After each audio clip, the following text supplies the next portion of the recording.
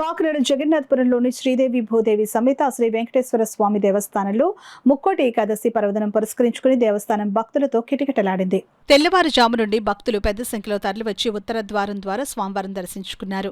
భక్తులకు ఎటువంటి అసౌకర్యం కలగకుండా దేవస్థాన కమిటీ సభ్యులు, దేవస్థానం ఈవో సత్యవాణిలు ఏర్పాట్లను పర్యవేక్షించారు.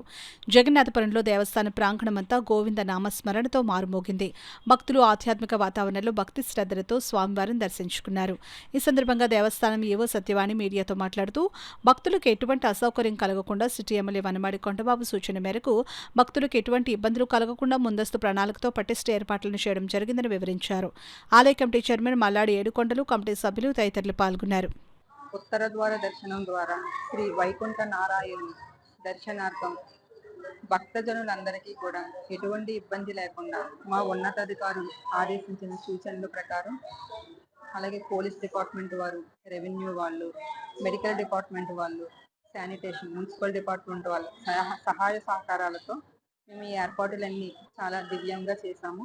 అలాగే భక్తులు కూడా వాళ్ళ వంతు సహకారం ఏమాత్రం తోసుకోకుండా క్యూ లైన్లో ఎంతో సంయమనం పాటించి సజావుగా చాలా భక్తి భావంతో ఒక పండగ ఆధ్యాత్మిక పరమైన వాతావరణంలో ఈరోజు మా దేవస్థానం అంతా కూడా కనుల విందుగా స్వామివారి దర్శనం చేసుకోవడం జరిగింది.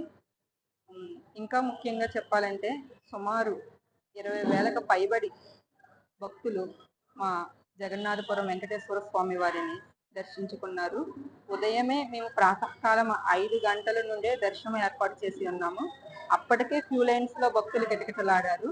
అయినా భక్తులు ఏమాత్రం ఇబ్బంది కలగకుండా వాళ్ళ సౌకర్యార్థం మేము చేయవలసిన అన్ని సదుపాయాలు, డ్రింకింగ్ అండ్ మెడికల్, శానిటేషన్, అలా ఒక టీం వర్క్ కింద స్టాఫ్ కోఆర్డినేషన్తో భక్తులకి ఏమాత్రం ఇబ్బంది కలగకుండా మేము అన్ని ఏర్పాట్లు చేశాము.